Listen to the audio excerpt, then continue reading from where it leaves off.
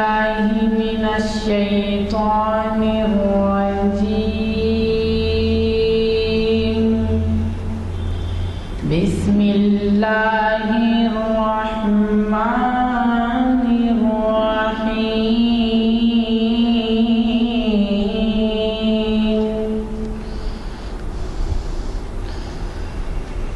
وأنه هو أغنى وأقنى وأنه هو رب الشعرى وأنه أهلك عادا الأولى وثمود فما أبقى وقوم نوح من قبل إنهم كانوا هم أظلم وأطغى والمؤتفكة أهوى. صدق اللہ العظیم. حضرات، جیسے کہ آپ واقف ہیں، آج ہمارے درمیان اسلامک اسٹڈیز کے ایک اسکالر ڈاکٹر عقیل ہاشمی، جن سے آپ واقف ہیں، وہ موجود ہیں. ڈاکٹر صاحب نے ہمیں یہاں ہونے والی مختلف محافل میں مخاطب کیا ہے، جس میں اقبال شناسی ہے اور شریعت انفارمیشن سروس ہے اور اسی طریقے سے تاریخ اسلام ہے. ہمیں خوشی ہے کہ وہ ہم سے تعاون کرتے ہیں اور ان کے جو خطابات ہوتے ہیں وہ، جیسے کہ آپ معلوم ہے، ویب سائٹ پر ساری دنیا میں سنے جاتے ہیں، اور یہی نہیں بلکہ ہمارے پاس کی صحافت بھی اس کو بڑی اہمیت دیتی ہے. ڈاکٹر عقیل ہاشمی کا یہ شریعت انفارمیشن سروس کا 506واں لیکچر ہے، ہر سال 45 لیکچر کے حساب سے، اور یہ آج منعقد ہو رہا ہے بعنوان قرآن مجید کی کتابی صورت. بعد اثر کانفرنس ہال جامع مسجد عالیہ گن فاؤنڈری میں 30 سپٹمبر 2013 عیسوی مطابق 23 ذی-القعدہ 34 ہجری بروز پیر منعقد ہو رہا ہے. ہمیں بڑی خوشی ہے کہ ڈاکٹر صاحب نے ایک ایسے عنوان کا انتخاب کیا ہے جس میں عام طور پر معلومات نہیں ہیں. بہت سے لوگ، میرا جاتا خیال ہے، یہ سمجھتے ہیں کہ کلام مجید کی کتابی شکل آغاز ہی سے موجود ہے. ویسے نہیں ہے، بلکہ اب آپ انہی سے سماعت فرمائیں گے. ایک اسکالر آپ کو بتائیں گے کہ اس کی کتابی صورت جو دی گئی ہے وہ کس طرح وجود میں آئی اور کیسے کیسے موقع ہوئے جن میں آیات اتاری گئیں. میں زیادہ وقت لیے بغیر صرف اتنی خواہش کروں گا کہ چہارشنبے کے دن ایک بہت ہی اہم عنوان سے ہمیں مستر مجاز صاحب مخاطب کر رہے ہیں، جو اقبال کے فارسی کلام کے اردو میں مترجم ہیں اور وہ بین الاقوامی شہرت کے حامل ہیں. اور جیسے کہ آپ واقف ہیں، اقبال کا کلام ہم اردو میں پڑھ کر بہت خوش ہوتے ہیں، بہت کچھ سیکھتے ہیں. قرآن، حدیث اور تاریخ اسلام سے متعلق کئی باتیں ہمیں معلوم ہوتی ہیں، لیکن ان کے فارسی کلام کی بھی بڑی اہمیت ہے، اور اردو کلام سے زیادہ ان کا کلام فارسی میں ہے. تو وہ فارسی کے مترجم ہیں. لا الہ الا اللہ کے نام سے پرسوں چہارشنبے کے دن اسی مقام پر بعد نماز اثر وہ مخاطب کر رہے ہیں، اور وہ ہے محفل اقبال شناسی کی 700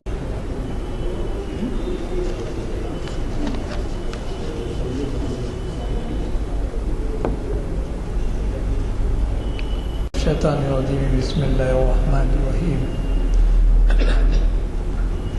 اقرأ باسم ربک الذی خلق خلق الانسان من علق اقرأ وربک الاکرم الذی علم بالقلم علم الانسان ما لم یعلم صدق اللہ مولانا العظیم وفی مقام آخر ان اللہ وملائکتہ یصلون علی النبی یا ایھا الذین آمنوا صلوا علیہ وسلموا تسلیما اللہم صل علی سیدنا مولانا محمد وعلی وصحبہ وبارک وسلم۔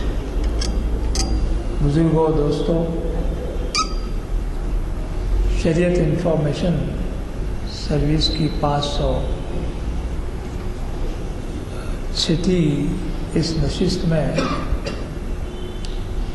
مخاطب ہونے کا شرف حاصل کر رہا ہوں۔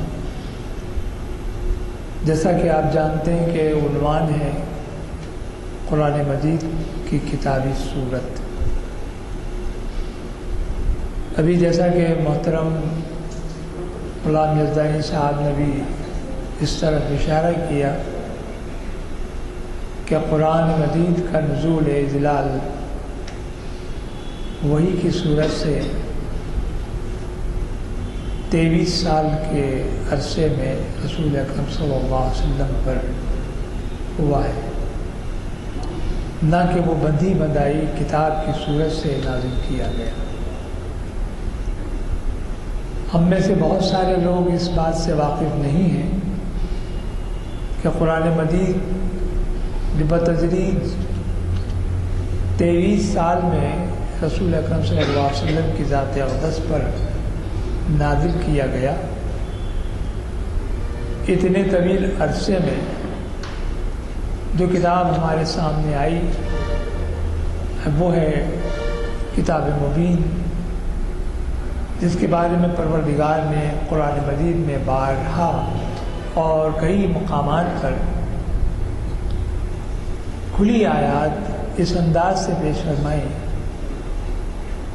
کہ جس سے یہ ثابت ہوتا ہے کہ پروردگار نے قرآن مجید کے نزول جلال کو وقتاً فوقتاً رسول اکرم صلی اللہ علیہ وسلم پر نازل فرمایا تاکہ امت کے لیے ہدایت کا باعث ہو۔ اور یہ وہ کتاب ہے کہ جو صحیفہ آسمانی ہے اور آخری کلام الہی ہے۔ اس سے پہلے جتنی کتابیں آئیں وہ مختلف اوقات اور مختلف پیغمبروں پر نازل کی گئیں، لیکن قرآن کا اعجاز یہ ہے، قرآن کی انفرادیت یہ ہے، قرآن کی عظمت یہ ہے کہ وہ پچھلی تمام کتابوں کی تنسیخ کرتی ہے۔ ایک ناسخ کی حیثیت سے وہ ہمارے درمیان رسول اکرم صلی اللہ علیہ وسلم کے ذریعے سے پہنچتی ہے، اور اس کے بارے میں مشہور ہے کہ یہ تا قیام قیامت تک کے لیے انسانیت کے لیے رہبری اور مشعل راہ ہے۔ قرآن میں پروردگار عالم نے ایک مقام پر فرمایا لا رطب ولا یابس الا فی کتاب مبین، کوئی خشک اور کوئی تر چیز ایسی نہیں ہے دنیا میں کہ جس کا ذکر اس قرآن مبین میں یعنی کھلی کتاب میں، روشن کتاب میں نہ ہو۔ رسول اکرم صلی اللہ علیہ وسلم پر جب پہلی وحی نازل ہوئی جس کی میں نے ابھی تلاوت کی، اقرا سورہ علق قرآن کی صورت ہے، جس میں پروردگار عالم نے بطور خاص ناموس اکبر یعنی جبریل علیہ السلام کو بھیجا، اور رسول اکرم صلی اللہ علیہ وسلم غار حرا میں تشریف فرما ہیں۔ فرشتے کا نزول ہوا اور فرشتے نے رسول اکرم صلی اللہ علیہ وسلم سے فرمایا اقرا، پڑھیے۔ وہ تمام کیفیات سے میں اس لیے صرف نظر کر رہا ہوں کہ آپ تمام حضرات اہل علم ہیں، اہل نسبت ہیں، اہل محبت ہیں، معلومات رکھتے ہیں کہ فرشتے کا نزول جب ہوا تو رسول اکرم صلی اللہ علیہ وسلم اس واقعے سے اچانک ایک طرح سے ایک ہراسانی کیفیت پیدا ہوئی، لیکن یہ جو اجنبیت کی کیفیت تھی وہ فوری ختم ہو گئی۔ اور پھر جب فرشتے نے کہا کہ اقرا، پڑھیے، تو رسول اکرم صلی اللہ علیہ وسلم نے جواب میں کہا ما انا بقاری، میں قاری نہیں ہوں، میں پڑھنا نہیں جانتا۔ پھر فرشتے نے کہا اقرا، پھر بھی آپ نے اس کے جواب میں یہ کہ ما انا بقاری، میں قاری نہیں ہوں، قرأت سے واقف نہیں ہوں، میں پڑھنا نہیں جانتا۔ جب تیسری مرتبہ فرشتے نے کہا کہ اقرا باسم ربک الذی خلق، تو صوفیاء کرام نے اور مفسرین نے کہا کہ جب یہ بات کہی گئی کہ اقرا باسم ربک الذی، کہ پڑھیے اپنے رب کی طرف سے جو تمام پروردگار، تمام عالموں کا خالق پروردگار ہے، تو پھر رسول اکرم صلی اللہ علیہ وسلم نے، حضور اکرم صلی اللہ علیہ وسلم نے محبت الہ سے، پروردگار کی محبت میں، اس کے اشتیاق میں، اس کی لقاء میں آپ نے پڑھنا شروع کیا، اور پھر 5 آیتوں کا نزول ہوا۔ اقرا باسم ربک الذی خلق، خلق الانسان من علق، اقرا وربک الاکرم الذی علم بالقلم، علم الانسان ما لم یعلم۔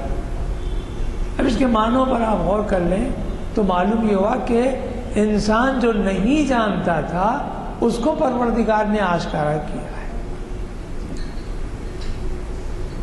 تفاصیل موجود ہیں، آپ پڑھیں۔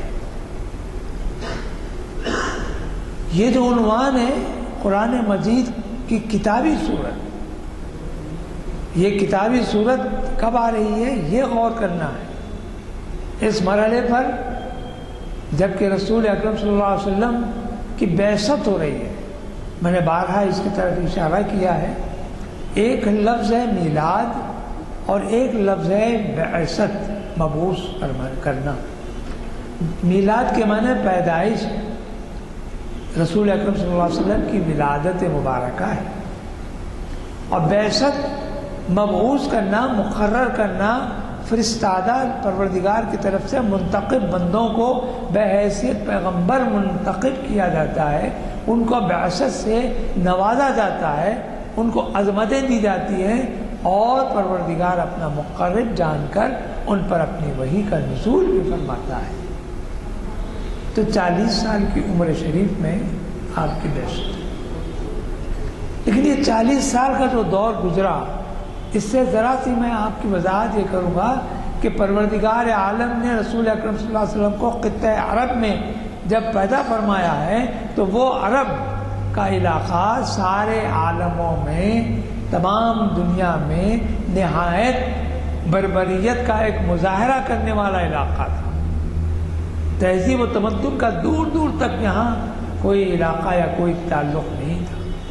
ان کی بربریت، ان کی جہالت اور ان کی کم علمی اور ان کی سمجھے کہ وحشت، ان کے طبائع اس قدر شدید قسم کے تھے کہ وہ اپنی اولادوں کو زندہ دفن کر دیتے، خصوصاً لڑکیوں کو۔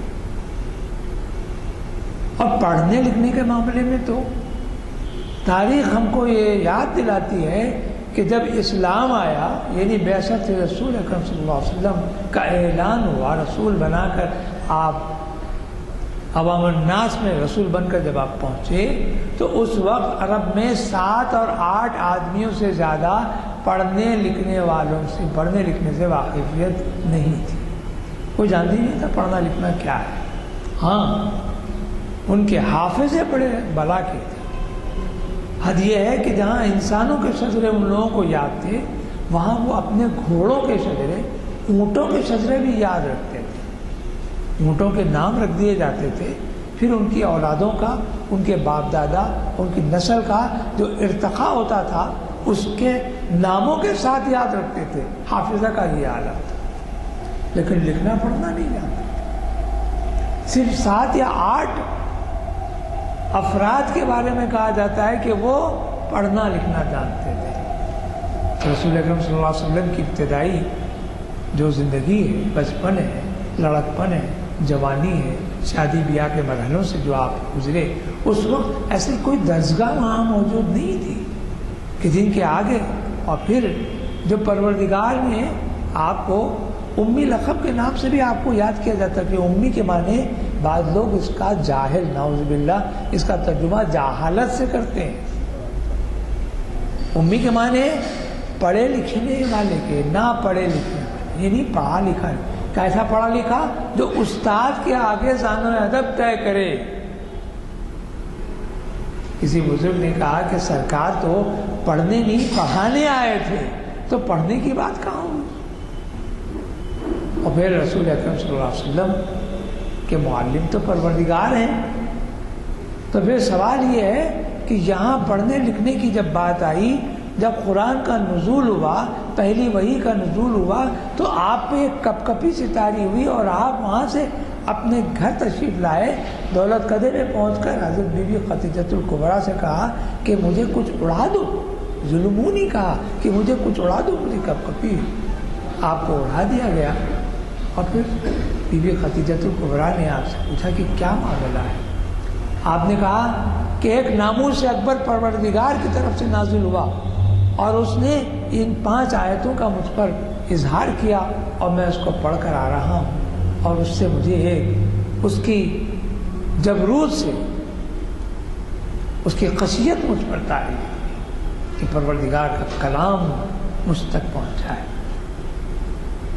تو حضرت بی بی خدیجۃ الکبریٰ نے کہا یقیناً آپ پروردگار کے محبوب ہیں. خلائق ہی نہیں بلکہ مخلوق نہیں بلکہ خالق کے بھی آپ محبوب ہیں. وہ یقیناً آپ کو ضائع نہیں کرے گا. پھر آہستہ آہستہ بات پہنچی. لیکن وہاں یہ مرحلے میں آپ کو یاد دلا دوں کہ بی بی خدیجۃ الکبریٰ نے ورقہ بن نوفل جو آپ کے چچا زاد یا پھوپھی زاد بھائی ہوتے تھے ان تک پہنچایا اور آپ نے پوری کیفیت سے ان کو آگاہ کیا. تو آپ نے کہا یقیناً آپ پروردگار کے محبوب اور پیغمبر ہیں اور یہ کیفیت مجھ سے آپ سے پہلے کئی لوگوں ایسے برگزیدہ لوگوں پر طاری ہوئی ہے جن کو کہ تاریخ میں پروردگار کا فرستادہ یا پیغمبر مراد لیا گیا ہے، وہ مبعوث کیے گئے تھے. لیکن یہ بات یاد رکھیے انہوں نے یہ بھی کہا کہ اگر میری حیات رہے تو میں یہ دیکھوں کہ تمہارے ساتھ تمہاری قوم تم پر ظلم کرے گی، جبر کرے گی، حتیٰ کہ تم کو اپنے وطن سے بھی بے وطن کرے گی. یہ حضرت ورقہ بن نوفل نے کہا. یہ تاریخ ہے. لیکن شریعت انفارمیشن میں اس بات کا بھی ذہن میں رکھیے کہ ہمارے درمیان جو شریعت ہے، شرع کہتے ہیں راستے کو، سلوک کہتے ہیں راستے کو. شریعت وہ طریقہ کہ جس پر کہ رسول اکرم صلی اللہ علیہ وسلم چل رہے ہیں اور اس راستے پر آپ کے جو فالوورز ہیں، آپ کے جو پیروی کرنے والے ہیں، آپ کے جو متبعین ہیں، وہ آپ کے پیچھے پیچھے اس راستے پر چلے پڑیں گے تو شریعت کی پابندی ہوگی. شریعت موسوی شریعت بھی تھی، ابراہیم خلیل اللہ کی بھی شریعت تھی، عیسوی شریعت بھی تھی. یہ ان کے راستے تھے. اس راستے پر پروردگار تک پہنچنے کا، قرب کا، معیت کا، محبت کا ایک راستہ بتا دیا گیا تھا کہ اس پر عمل کرو تو تم پروردگار کا قرب اور اس کی سمجھے قربت، اس کی معیت حاصل کر سکتے ہو. رسول اکرم صلی اللہ علیہ وسلم کی شریعت جب آئی ہمارے سامنے تو میں نے جیسے ابتدا میں کہا کہ یہ تمام ادیان سابقہ کو منسوخ کرنے کے لیے آئی تھی، خواہ وہ موسوی ہوں کہ عیسوی ہوں. لیکن ان کے جتنے طریق تھے وہ سب کالعدم ہو گئے، سب کو روک دیا گیا، سب کو منسوخ کر دیا گیا. اور اب اگر کسی کی شریعت کارگر ہے تو پھر وہ صرف اور صرف رسول اکرم صلی اللہ علیہ وسلم کی. اس بات کو میں آگے بڑھاتا ہوں تو رسول اکرم صلی اللہ علیہ وسلم پر جب کبھی وحی نازل ہوتی تو حضور اکرم صلی اللہ علیہ وسلم اس کو تلاوت کرتے اس کی، اور حکم پروردگار سے قلب مطہر پر جو آیت کا نزول ہوتا وہ آپ کے حافظے میں محفوظ ہو جاتا۔ ابتدائی زمانے میں تو یہ ہوا کہ رسول اکرم صلی اللہ علیہ وسلم اس کو بار بار تلاوت کرتے اور اس بات کی کوشش کرتے کہ وہ یاد رہ جائے۔ اللہ تعالیٰ کو آپ کی یہ مشقت بھی پسند نہیں آئی، آپ کی محبت کا تقاضا پروردگار نے محسوس کیا۔ آگے جانے کے بعد کچھ برسوں کے بعد ایک آیت کے نزول کے ذریعے سے آپ کو واقف کروایا گیا کہ اے رسول آپ کو یاد کرنے کی زحمت نہ کرنا چاہیے۔ اب یہ کیفیت پیدا ہوگی کہ جو آپ کے سامنے وحی کا نزول ہوا اور آپ نے اس کی تلاوت کی اور وہ آپ کو ازبر ہو گئی، یاد ہو گئی۔ تو گویا یہ یاد رکھیے کہ قرآن کے سب سے پہلے حافظ تو رسول اکرم صلی اللہ علیہ وسلم خود ہیں۔ بعد میں نے ابتدا میں بات کہی آپ سے کہ حافظ اس زمانے کے افراد کے اور جو ایمان لے آئے تو وہ اصحاب ہوئے۔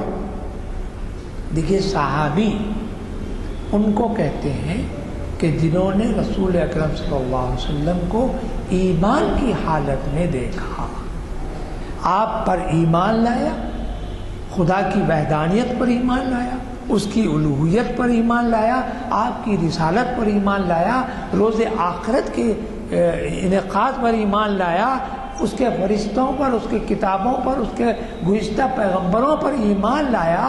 اور ان تمام ایمان کو ایمان مجمل کہہ کر جب ہم بات کرتے ہیں تو ایسا شخص صحابی ہوا کیونکہ اس نے اپنی سر کی آنکھوں سے رسول اکرم صلی اللہ علیہ وسلم کو دیکھا اور آپ پر ایمان لایا۔ اور جو بدبخت رہے جنہوں نے رسول اکرم صلی اللہ علیہ وسلم کو دیکھا لیکن ایمان سے مشرف نہیں ہوئے، ایمان کی دولت سے وہ کوسوں دور رہے، ان کی مقدر میں ایمان کی دولت نہیں تھی، تو پھر وہ رسول اکرم صلی اللہ علیہ وسلم کو دیکھا ہی نہیں، تو پھر وہ صحابی کہاں ہوئے؟ ایک بات اور بھی یاد رکھیے کہ صحابیت کا جو مقام و مرتبہ ہے، قیامت تک کے آنے والے جتنے اولیاء کرام، جتنے ولی ہیں، ان سب سے ولی ہوں کہ خطب ہوں کہ ابدال ہوں، کوئی ہوں، ان سب سے افضل ہے۔ صحابیت کا وہ مقام ہے، بڑے سے بڑا ولی بھی اس بات کا دعویٰ نہیں کر سکتا کہ وہ صحابیت کے ہم پلہ ہے یا برابر ہے یا ہم سر ہے۔ ولی اپنی جگہ، ابدال اپنی جگہ، خطب اپنی جگہ، اولیاء سب اپنی جگہ ہیں، مگر جو صحابیت کا مقام و مرتبہ ہے وہ سب سے افضل و اعلیٰ ہے۔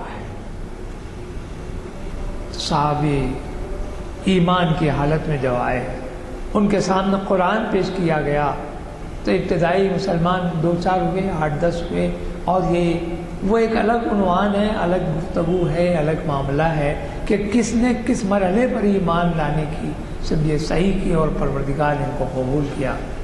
حضرت عمر کا مسلمان ہونا آپ لوگوں کو معلوم ہے، حضرت بلال کا مسلمان ہونا معلوم ہے، حضرت زیزہ کا مسلمان ہونا معلوم ہے، حضرت ابو بکر صدیق اور اتنے جو بڑے بڑے ہمارے اصحاب ہیں رسول اکرم صلی اللہ علیہ وسلم پر ایمان لانے والی کیفیات سے جو 2-4 ہوئے، وہ الگ الگ معاملے ہیں، وہ خود ایک عنوان ہے۔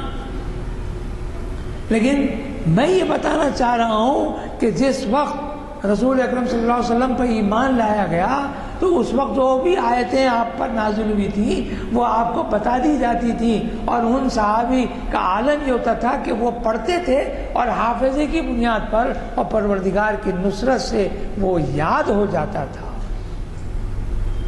اور تو اور ایک بات یہ بھی ہے کہ صحابی حضرات اصحاب کا یہ عمل تھا کہ تا وقت ہے کہ وہ آیت جس کا نزول ہوا اور آپ کو یاد دلا دی گئی اس پر عمل نہیں کرتے، دوسری آیت یاد نہیں کرتے تھے۔ سبق جو پڑھ لیا ہے ہمارے پاس علم اور عمل دو متضاد باتیں نہیں بلکہ ہم آہنگ ہیں۔ جو عمل بغیر علم کے ہے وہ بیکار ہے، لا یعنی ہے، محمل ہے، اور جو علم بغیر عمل کے ہے وہ بھی محمل و بیکار ہے۔ اگر آپ کو علم ہے تو عمل کیجئے تو اس کی افادیتی کچھ اور ہے، اور آپ عمل کر رہے ہیں اور اس کا علم آپ رکھتے ہیں تو الحمدللہ ثم الحمدللہ۔ علم و عمل سکے کے دو رخ ہیں، اگر سکہ ایک رخ سے سچا ہے، صحیح ہے، تو دوسرے رخ سے بھی صحیح ہوگا۔ ہم نے کہیں ایسا نہیں سنا کہ ایک سکہ ایک طرف سے تو سچا ہے اور دوسری طرف سے وہ جھوٹا ہے یا جعلی ہے، ایسا تو کہیں نہیں۔ تو علم و عمل کی کیفیت تو جتنے صحابی تھے وہ سب یاد رکھتے تھے، علی الحاضر قیاس۔ اور پھر پروردگار نے قرآن کی عظمت بتانے کے لیے قرآن پڑھیے تو جا بجا اس کا اظہار ہو رہا ہے۔ کہیں کہا جا رہا ہے لا یمسہ الا المطہرون، کہ مت ہاتھ لگاؤ جبکہ تم طہارت کی حالت میں نہ ہو۔ اب ہمارے پاس طہارت کا مسئلہ ہے۔ طہارت کیا چیز ہوتی ہے؟ طہارت بدنی ہے، طہارت ذہنی ہے، طہارت دلی ہے، طہارت روحانی ہے، لیکن یہاں مراد جسمانی طہارت سے چلیے۔ طہارت یہ ہے کہ آپ اپنے بول و براز سے فارغ ہو جائیں، اپنے کپڑوں کو پاک و صاف رکھیں تاکہ اس بات کا اندیشہ نہ ہو کہ آپ کے کپڑے پھر آلودہ ہو جائیں پیشاب سے، بول و براز سے، یا کسی اور حرکت کی وجہ سے جس کی وجہ سے آپ کے کپڑے ناپاک ہو جائیں تو پھر آپ کو غسل کی ضرورت پڑ جائے۔ حدیث شریف میں الطہور شطر الایمان، پاک صاف رہنا آدھا ایمان۔ آدھا ایمان تو صرف پاکی میں ہے، پھر آدھا ایمان کے مکمل ہونا اس منزل میں آ جائے گا کہ شریعت کی پابندی کرتے ہیں تو پھر وہ آپ کا ایمان بھی مکمل ہو جاتا ہے۔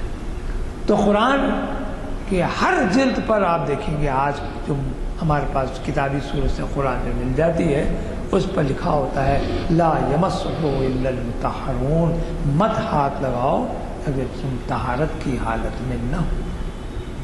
تفصیلات فقہی مسائل ہیں، فقہ کے مسائل ہیں، اس مسئلے کو اپنے کسی اہل علم سے، فقی سے آپ رجوع ہو جائیں تو وہ تفصیلات آپ کو بتائیں گے کہ طہارت کیسے لی جاتی ہے، طہارت ہوتی کیا ہے، طہارت کس کس انداز سے ہمارے درمیان میں خارج ہوتی ہے۔ بدنی طہارت کی بات کرنا اور روحانی طہارت چاہتے ہیں تو پھر کسی اہل سلسلہ کے ہاتھ پر بیعت ہو جائیے، تو پھر وہ جہاں تمہاری آپ کی جسمانی طہارت سے متعلق گفتگو کرے گا وہاں آپ کی روح کو بھی پاک کرے گا۔ کیوں؟ پروردگار عالم نے رسول اکرم صلی اللہ علیہ وسلم کی عظمتوں کی طرف اشارہ کرتے ہوئے کہا ہے کہ یعلمہم الکتاب والحکمہ، کیا وہ آیت ہے کہ جی نہیں وہ آیت ابھی میں آپ کے سامنے میں بھی شاید رکھا ہوں اس کو،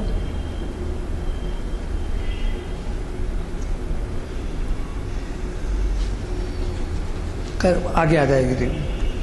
تو یہ کہہ رہا ہوں کہ رسول اکرم صلی اللہ علیہ وسلم کی عظمت یہ ہے وہ یزکیہم و یعلمہم الکتاب والحکمہ، آپ کے نفسوں کو پاک کر دیتے ہیں اور کتاب میں حکمت کی تعلیم دیتے ہیں۔ یعلمہم الکتاب والحکمہ، کتاب کی تعلیم دیتے ہیں اور حکمت کو بھی آپ کے سامنے واضح کرتے ہیں۔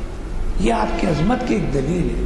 اور ایک مقام پر کہا گیا ھذا بیان للناس ھدی و موعظۃ للمتقین، یہ ایک ایسا بیان ہے جو متقین کے لیے ہدایت کا باعث بنا ہوا ہے۔ موعظت، ہدایت، نصیحت۔ تو رسول اکرم صلی اللہ علیہ وسلم کی جو عظمتیں ہیں جا بجا ہیں اور اس کا تعلق قرآن سے جوڑا گیا ہے۔ بی بی عائشہ صدیقہ رضی اللہ تعالی عنہا سے ایک سائل نے پوچھا کہ ام المؤمنین یہ ہم کو بتائیں کہ رسول اکرم صلی اللہ علیہ وسلم کی حیات طیبہ و اسوہ مبارکہ کیا تھا، کیسا تھا، آپ کی نشست و برخاست کیسی تھی، آپ کے اعمال اور اقوال کا کیا معاملہ تھا۔ سائل نے سوال کیا بی بی ام المؤمنین بی بی عائشہ صدیقہ رضی اللہ تعالیٰ عنہ سے۔ بی بی عائشہ صدیقہ رضی اللہ تعالیٰ نے سوال کرنے والے سے پھر ایک سوال کیا، کہا کیا تم نے قرآن نہیں پڑھا، کیا تم نے قرآن نہیں پڑھا؟ تو اس نے کہا کہ میں پڑھتا ہوں، پڑھا ہوں۔ تو کہا کہ کان خلق قرآن، کہ سیرت اور صورت کے اعتبار سے رسول اللہ صلی اللہ علیہ وسلم کی ساری زندگی قرآن ہی قرآن ہے۔ اور پھر وہ آیت کے سامنے آپ کے سامنے تو ہے لَقَدْ كَانَ لَكُمْ فِي رَسُولِ اللَّهِ أُسْوَةٌ حَسَنَةٌ، ارے تمہارے پاس ایک رول ماڈل موجود ہے، ایک اسوہ حسنہ تمہارے درمیان موجود ہے، اور تم جب اس کو دیکھو گے تو معلوم ہوگا کہ یہ تمہاری اپنی زندگی کا ایک ایسا آئینہ ہے کہ جس میں آپ روبرو نظر آئیں گے، لیکن اس روبرو نظر آنے میں جو رسول اکرم صلی اللہ علیہ وسلم کی جو حیات طیبہ سے اکتساب اور استفادہ اور آپ کی پیروی مراد ہے، اگر وہ آ جائے تو نور علی نور ہے۔ یہی وہ بات ہے۔ تو پروردگار نے قرآن کو جب نزول فرمایا تو نزول کے ساتھ جب کتاب موجود ہے تو معلم کی بھی ضرورت ہوگی۔ تو معلم کیا ہے؟ تو قرآن اگر کتاب ہے تو کتاب کا معلم خود رسول اکرم صلی اللہ علیہ وسلم کی ذات اقدس ہے۔ اور یہی اب آپ کو کہا جاتا ہے کہ امی، کیسے امی ہوئے؟ جو قرآن جیسی عظمت والی کتاب، پروردگار کا جو کلام ہے وہ آپ پر نازل کیا گیا اور اس کی آپ شرح فرماتے ہیں اور اپنی زندگی کو ایک آئینہ بنا کر روبرو پیش فرماتے ہیں اور قیامت تک کے آنے والوں کے لیے رہنمائی کا باعث بنتے ہیں، تو بھلا آپ اندازہ کیجیے کہ ان کو آپ کی ذات اقدس کو کوئی یہ کہہ سکتا ہے کہ وہ امی لقب ہے؟ نہیں پڑھنا جاتا، یہ پڑھنے کے لیے نہیں، پڑھانے کے لیے ہے۔ تو یہاں یہ بات کہی گئی، جیسا کہ اقبال نے کہا، بڑی اچھی بات کہی اقبال کے 2-3 شعر میں آپ کی خدمت میں پیش کر رہا ہوں، اس لیے کہ ہمارے ذہن میں تو بہت ساری چیزیں روایتیں مل جاتی ہیں، پیغمبروں و اولیاء اللہ کے واقعات مل جاتے ہیں، لیکن اقبال نے جس انداز سے سوچ کے بات کہی، تو ہمیں دانی کے آئینے تو چیز، تو جانتا ہے کہ آئین قواعد کی کیا کتاب ہے، کیا چیز ہے قواعد؟ تو ہمیں دانی کے آئین نے تو چیز، کون سی کیا چیز ہے یہ؟ کہا زیر گردوں سرت تمکین چیز، سر کہتے ہیں راز کو، چھپی ہوئی بات کو، زیر گردوں آسمان کے نیچے اگر تمکنت وقار اور مرتبت کی کوئی چیز اگر کوئی ہے، چھپی ہوئی کوئی چیز ہے تو وہ کیا ہے؟ تو جانتا ہے؟ پھر آگے کہتے ہیں کتاب زندہ قرآن حکیم، ارے وہ کوئی اور چیز نہیں ہے، ایک زندہ کتاب ہے جس کا نام قرآن حکیم ہے۔ ایک بات اور ذہن میں رکھیے، قرآن کہتے ہیں زیادہ پڑھی جانے والی چیز کو، قرآن قرأت سے، قرأت پڑھنا، تلاوت کرنا، قرآن کو قرآن اس لیے کہتے ہیں کہ وہ زیادہ سے زیادہ پڑھی جاتی ہے، لاکھوں کروڑوں اشخاص نے اب تک پڑھا اور کروڑوں پڑھتے رہیں گے۔ کتاب زندہ قرآن مجید، قرآن حکیم، حکمت او لاز یزالو ہست و قدیم، ایسی کتاب ہے کہ جس کو کبھی زوال نہیں ہے اور نہ ہی وہ قدیم ہوگی، پرانی ہوگی، قدامت سے قدیم، لا یزال ہست و قدیم، زوال ہے نہ اس کو قدامت سے کوئی تعلق ہے۔ حرف او، اس کا ایک ایک حرف، ایک ایک نقطہ، ایک ایک زبر زیر اعراب، تو اس میں انہوں نے حرف کہہ کے بات کہی، حرف او، اس کا ایک ایک حرف کیا ہے؟ ریب، را ریب، نئے تبدیل نئے، اس میں کسی قسم کی تبدیلی کی گنجائش ہی نہیں ہے۔ ریب کہتے ہیں شک و شبے کو. الف لام میم ذالک الکتاب لا ریب، یہ وہ کتاب ہے جس میں کسی قسم کی کوئی شک و شبے کی گنجائش نہیں ہے. ریب، لا ریب، لا ریب اسی سے مراد ہے، نہیں ہے کوئی گنجائش. تو کہا حرف اورا ریب نہیں، کوئی اس میں شک نہیں، تبدیل نہیں، اور اس میں اتنی گنجائش نہیں کہ وہ تبدیلی کے لیے بھی اس کی طرف کوئی اشارہ کر سکے. پھر ثانی مصر میں کہتے ہیں کیا بات کہی کہ آیش اس کی آیت شرمندہ تعویل نہیں، کسی بات پر شرمندگی کا احساس دلانے والی بھی نہیں ہے. اس کی ایک ایک آیت کے معنی کیا ہے آپ کو معلوم ہے؟ نشانی. آیات اللہ کی، آیات اللہ، آیات اللہ کی نشانی. آیت اس وجہ سے کہتے ہیں کہ وہ اللہ کی نشانی کے طور پر نازل ہوئی ہے. ہر آیت کے معنی مفہوم میں جائیے تو اللہ کی نشانی نظر آ جائے گی. صرف سورہ علق پہ ہی دیکھ لیجئے، اقرا پڑھ لیجئے تو اس میں دوسری آیت میں کہا کہ اقرا خلق الانسان من علق، انسان کو اللہ نے ایک لوتھڑے کے خون کے لوتھڑے سے پیدا فرمایا. خلق الانسان من علق، اسی وجہ سے سورت کا نام ہی علق رکھا گیا ہے، گوشت کا لوتھڑا. بلکہ اور ذرا آگے جانے کے بعد کسی صورت میں یہاں تک لکھا ہے کہ پروردگار نے ایک منی کے قطرے سے انسان کی تخلیق کا بیج بویا ہے ماں کے رحم میں، اور پھر اس پر گوشت، ہڈیاں اور سب تفصیل. قرآن پڑھیے تو مزہ آئے گا. قرآن کیا ہے؟ آپ کی زندگیوں میں انقلاب لانے کا ایک ذریعہ ہے. اگر معنوں سے پڑھتے ہیں تو پروردگار کی عظمتیں آپ کے دل و دماغ میں آپ کو روشن زمانوں میں لے کے چلے جائیں. اور پھر اس کے بعد آخری شعر میں فرماتے ہیں، اور اقبال نے جو بات کہی ہے قرآن سے متعلق، یہ تو قرآن خود اس بات کا اعلان کرتا ہے جا بجا، لیکن اقبال کی زبان میں یہ بات آئی کہ نو انسان را پیام آخری، انسانیت کے لیے آخری پیغام ہے پروردگار کی جانب سے. حامل او، اس کے حامل کون ہے؟ رحمت للعالمین. اس کے اگر کوئی حامل ہے، اس کو کوئی اٹھا سکتے ہیں تو پھر اٹھانے والے کون ہیں؟ تو معلوم ہوا کہ رحمت للعالمین کی ذات اقدس ہے. یہ اس وجہ سے پروردگار نے جب نزول قرآن فرمایا تو اس کی کئی انداز سے شرح فرمائی. لوگوں نے سرکار کی زندگی خود اس بات کی علامت بن گیا. تبھی تو پروردگار نے ایک اعلان کیا، چیلنج کیا. کیا؟ جب یہ قرآن کا نزول ہوا تو کافروں اور مشرکین نے کہا ارے ما ھذا رسول، یار یہ کیسا رسول ہے؟ یا کلوتامی ہوئے یمشی الاسواق، ارے کھاتا پیتا ہے اور بازاروں میں گھوم رہا ہے.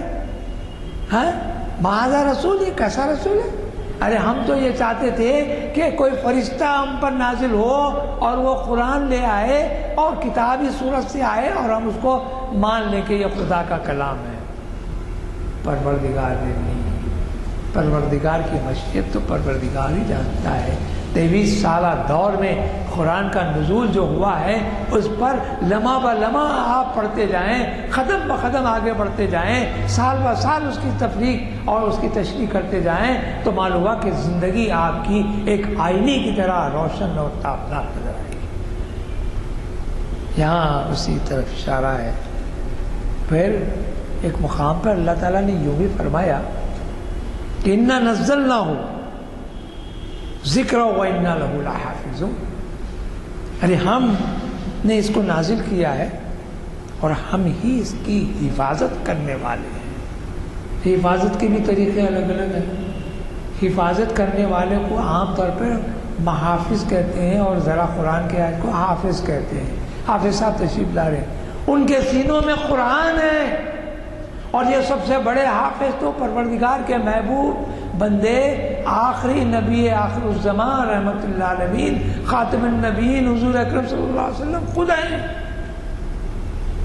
آپ اندازہ کیجئے کہ سرکار دو عالم صلی اللہ علیہ وسلم جبریل سے قرآن سنتے اور اس کو یاد فرماتے، اور ہر رمضان میں جتنی قرآن آپ کے پر نازل ہوتی اس کو آپ اس کی تلاوت فرماتے۔ جب وصال کا سال آیا تو اس وقت سرکار دو عالم صلی اللہ علیہ وسلم جو وہ آخری رمضان تھا تو 2 مرتبہ حضور اکرم صلی اللہ علیہ وسلم نے جبریل علیہ السلام کو قرآن سنایا۔ یہ سنت بھی ہے، اس لیے کہا جاتا ہے کہ قرآن کی تلاوت کی بھی جو آداب ہیں اس کی جو مقدار ہے وہ بھی ذرا یاد رکھنے کے قابل ہے کہ قرآن کا جو نزول ہے وہ تو اپنی جگہ مسلمہ ہے، لیکن اس کی تلاوت کے جو آداب ہے اس میں یہ کہا گیا کہ کم سے کم سال میں 1 مرتبہ تو ہر مسلمان پر یہ فرض کی حد تک آ جاتا ہے کہ وہ قرآن ختم کر لے۔ ناظرہ حافظ حفظ کی بات نہیں کہہ رہا ہوں، 2 مرتبہ اس لیے کہ یہ سنت رسول ہے۔ اور پھر اہل اللہ نے یہ کہا کہ کم سے کم 6 مہینے میں قرآن ختم ہو جائے، مقدار بتا رہا ہوں۔ پھر یہ کہا کہ 3 مہینے میں آپ کم سے کم ایک قرآن ختم کر لیں، یا 1 مہینے میں قرآن ختم کر لیں، یا کم سے کم 10 دن میں قرآن ختم کر لیں۔ بعض بزرگوں نے کہا کہ 7 منزلیں قرآن میں موجود ہیں، 7 دن میں قرآن ختم کر لیا جائے۔ مقدار مقرر کرنے کا معاملہ تو شغف اور ذوق اور محبت الہ اور پروردگار سے محبت، رسول اکرم صلی اللہ علیہ وسلم کی پیروی کا محبت کا اظہار ہے۔ آپ کو جبر کر کے پڑھایا گیا تو طوطا مینا کی طرح پڑھ لیں تو کیا حاصل؟ اقرا پڑھ لیں، صرف اس کے معنی مفہوم کو سمجھ لیں تو کافی۔ جیسا کہ ابھی عرض کیا، صحابہ اکرام کی عادت مبارکہ تھی ان لوگ حضرات کی کہ جب تک کہ پہلی آیت پر وہ عامل نہیں ہوتے تھے آگے کی آیت کا وہ تلاوت کرتے اور تلاوت کرنے کے بعد اس پر عامل ہونے کی کوشش کرتے۔ تو پروردگار نے ایک چیلنج کے طور پر کہا کہ اگر تم کو اس بات کا خطرہ یا خدشہ یا ڈر یا کسی طرح کا تسامح یا تم کو شک و شبہ ہے تو ابتدائی لا ریب فی جو کہا گیا وہ یہی شک نہیں ہے اس میں کہ وہ خدا کا کلام ہے، ہدی للناس اور ہدایت ہے ناس کے لیے۔ مسلمان نے کہا، مومنین نے کہا، انسان کا، اور قرآن کا مخاطب تو انسان ہی ہے۔ کہا کہ ایک صورت بنا کے لاؤ، تم تو بڑے بڑے شاعروں کے پاس بیٹھے ہوتے ہو۔ میں آپ کو واقعہ چھوٹا سا ہے مگر ضرور آپ کے سامنے عرض کروں گا کہ قرآن کی عظمت کا واقعہ یہ ہے کہ جب قرآن کا نزول ہوا اس زمانے کے جو شاعر تھے، اوکاز ایک مقام تھا جہاں میلہ ہوتا تھا، اس میلے کے مقام پر شاعری کے بڑے مقابلے ہوتے تھے، قصیدے پڑھے جاتے تھے۔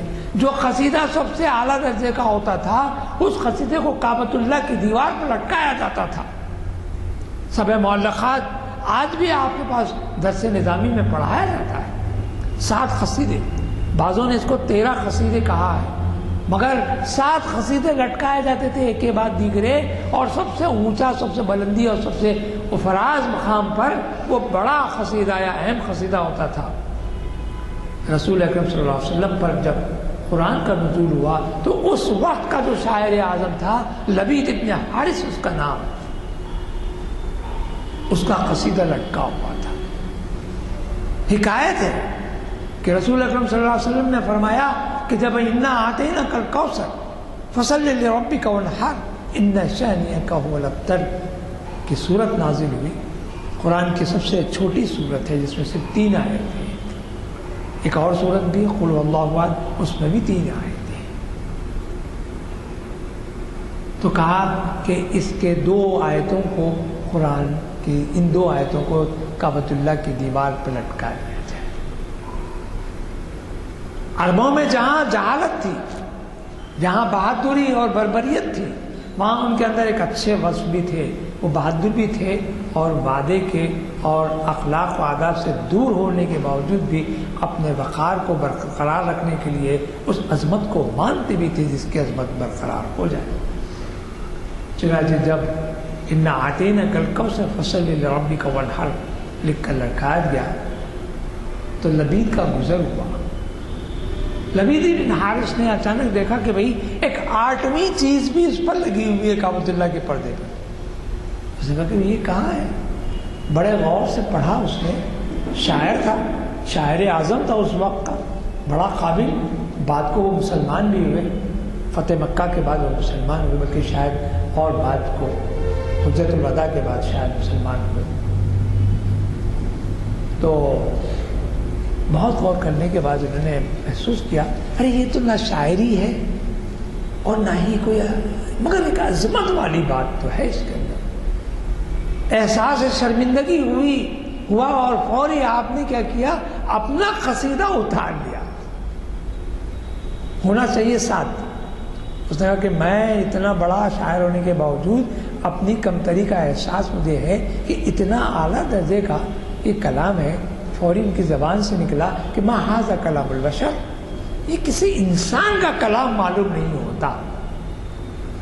ان کو یہی معلوم تھا کہ کس کی جانب سے لگایا گیا ہے، لیکن کہا جب پڑھا انا اعطیناک الکوثر فصلی لربک وانحر، تیسری آیت کا ٹکڑا نہیں ہوا.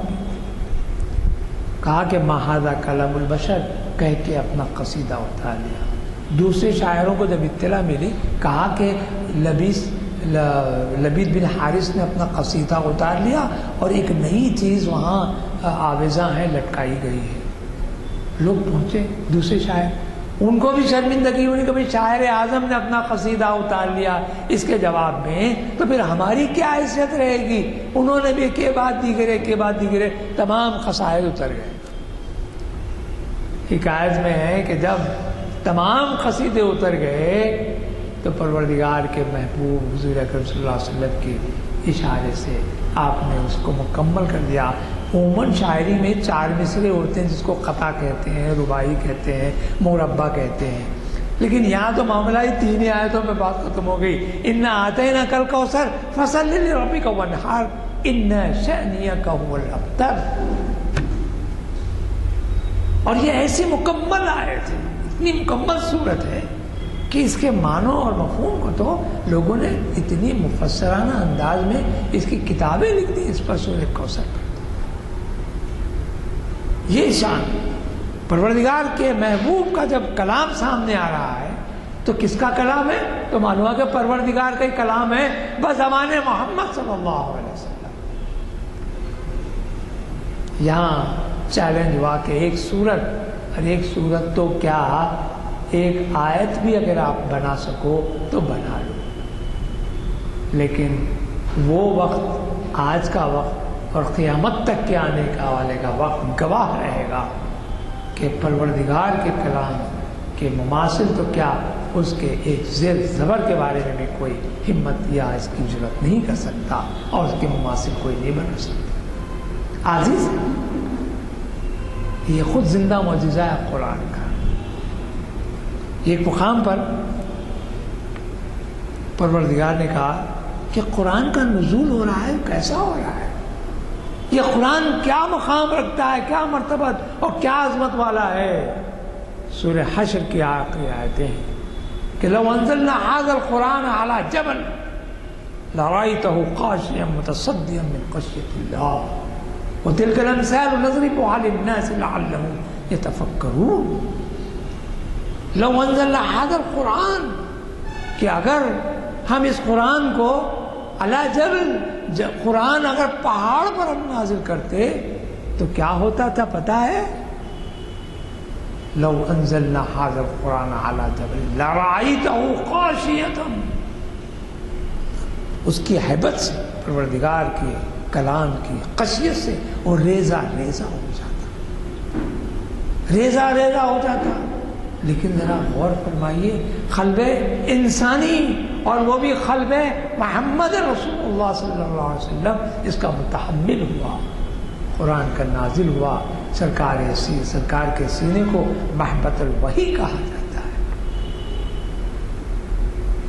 کیا بات ہے، قرآن کا نزول ہو رہا ہے. تو یہ یہی ہے کہ لو انزلنا هذا القرآن على جبل لرأيته خاشعا متصدعا من خشية الله وتلك الأمثال نضربها للناس لعلهم یہ تفکرون، ارے ذرا فکر تو کرو اس کے اندر کیسی کیسی ہم نے باتیں، کیسی کیسی نظیریں، کیسی کیسی حکمتیں اس کے اندر رکھی۔ شرط کیا ہے؟ تلاوت۔ شرط کیا ہے؟ عظمت دل میں جاگزی ہو جائے۔ یہاں یہی ہے تو کہا قرآن میں ہوتا سن اے مرد مسلمان، قرآن میں ہوتا زن اے مرد مسلمان، اللہ کرے تجھ کو عطا جدت کردار۔ جس کو کردار کہہ رہے ہیں وہ تو اپنی جگہ ہے، لیکن کردار میں جدت، کردار میں عظمت، کردار میں رفعت اور کردار میں ایک ایسی تابناکی کب پیدا ہوگی؟ تو معلوم ہوا کہ قرآن کے حامل قرآن بن جاؤ تو پھر سب کچھ مل گیا۔ پھر ایک مقام پر اقبال کی زبان میں کہوں تو کہ کافر کی یہ پہچان کے آفاق میں گم ہے۔ آفاق تو معنی تمام دنیا۔ ہمارے پاس دو عوالم ہیں، ایک انفس، ایک آفاق۔ انفس یعنی اندر، آفاق یعنی باہر۔ میرا انفس اندر ہے، میرے اندر پوری ایک کائنات ہے، پوری کائنات ہے۔ میرا دل، دماغ، ذہن، سوچ، فکر، جذبے، دشمنیاں، دوستیاں، رشتہ داریاں، وہ کیا کیا ہے، ایک کائنات ہے پوری اندر، انفس ہی انفس ہے۔ اور ایک آفاق ہے، میرے دوست ہیں، احباب ہیں، عزیز ہیں، رشتہ دار ہیں، بھائی بندے ہیں، رشتہ دار سبھی ہیں، دشمن بھی ہیں، سب ہیں۔ یہ آفاق ہے۔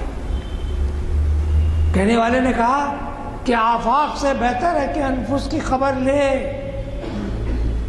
آفاق سے بہتر ہے کہ انفس کی خبر لے۔ درپیش ہے ناداں تجھے ایک اور سفر بھی، ایک اور سفر بھی ہے، آپ کو جانا ہے۔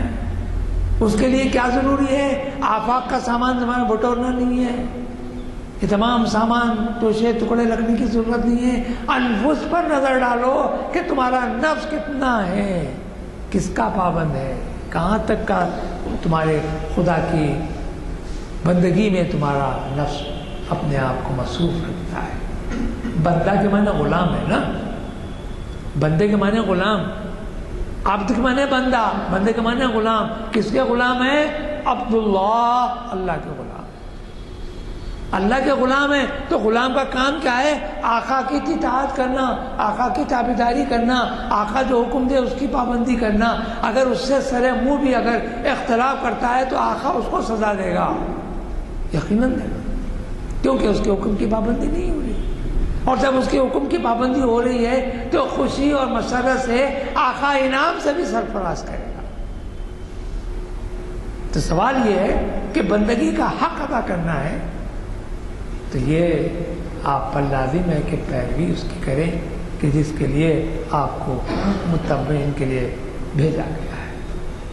تو یہاں بھی کہا گیا کہ کافر کی یہ پہچان کے آفاق میں گم ہے، آفاق میں گم ہے بیچارہ۔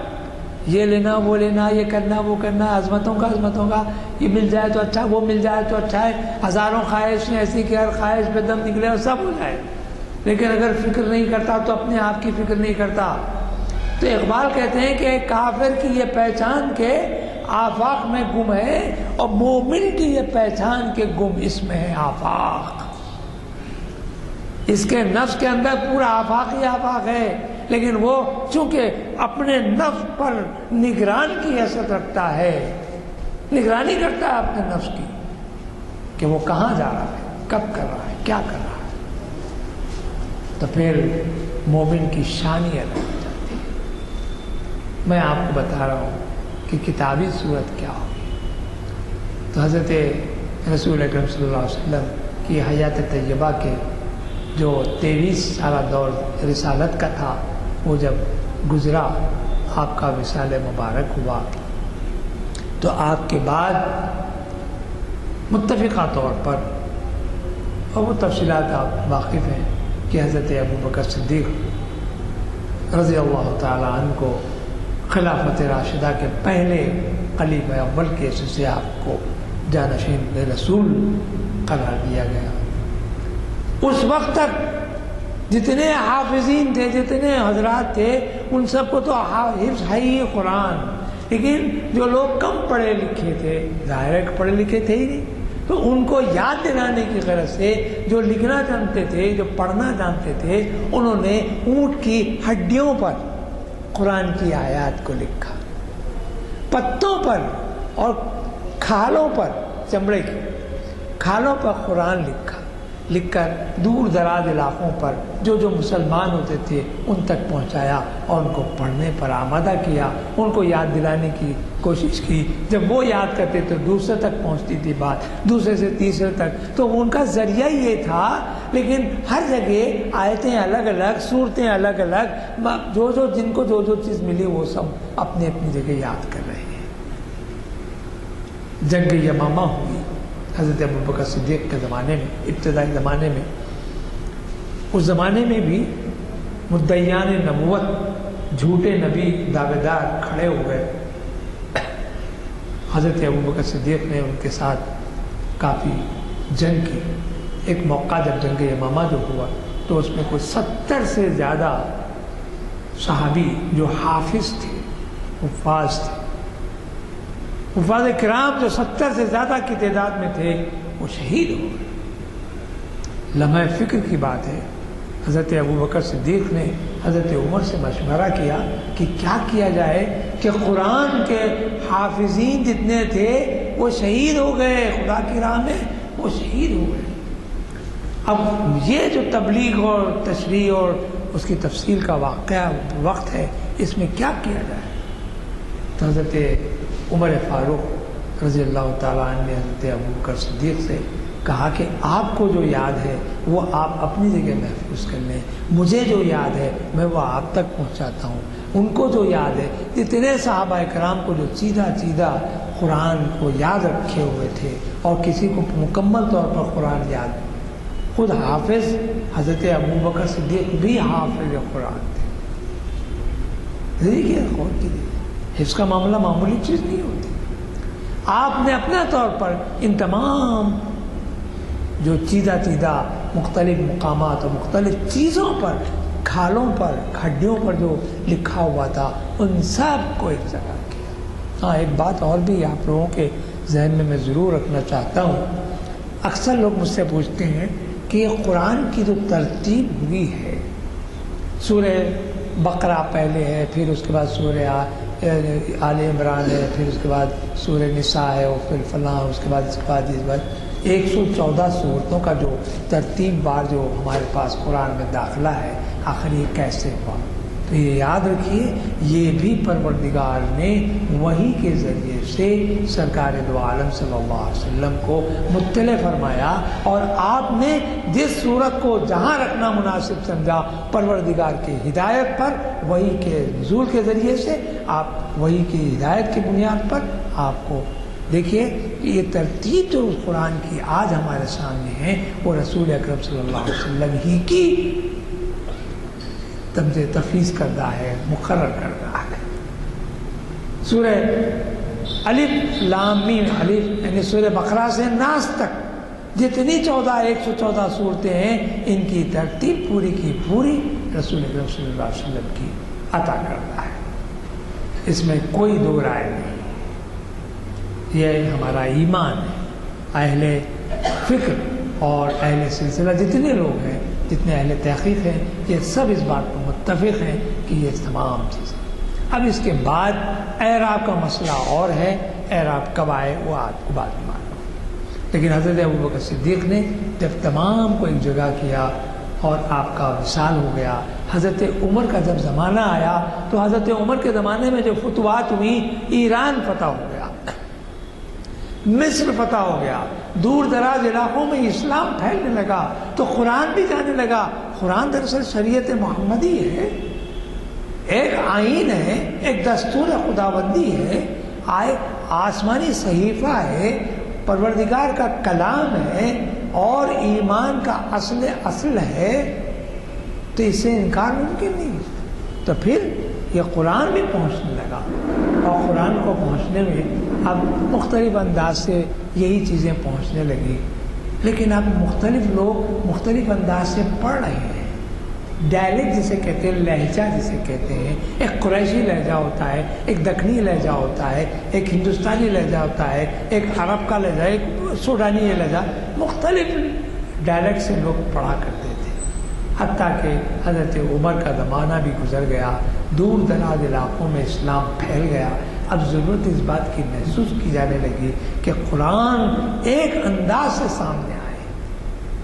تب ایسے موقع پر حضرت عثمان غنی، عثمان بن عفان رضی اللہ تعالی عنہ نے ان تمام مختلف علاقوں میں جو قرآن پھیل گیا تھا، آپ نے سب کے نسخوں کو طلب فرمایا، اور حضرت زید بن ثابت کے سرکردگی میں ایک کمیٹی بیٹھی، ایک کمیٹی نے اس کو مقرر کیا کہ یہ قرآن اور یہ قرآن تمام کو ایک جگہ کرنے کے بعد ایک قریشی عربی لہجے پر ایک قرآن کو مقرر فرمایا، اور اسی وجہ سے حضرت عثمان بن عفان کو جامع قرآن کا نام سے بھی ہم یاد کرتے ہیں کہ آپ نے وہ عظیم الشان کارنامہ انجام دیا، اور قرآن کے لب و لہجے کو، جو قریشی لب و لہجہ ہے، اس کو مقرر کر کے تمام جتنے دوسرے انداز کے ڈائلیکٹ تھے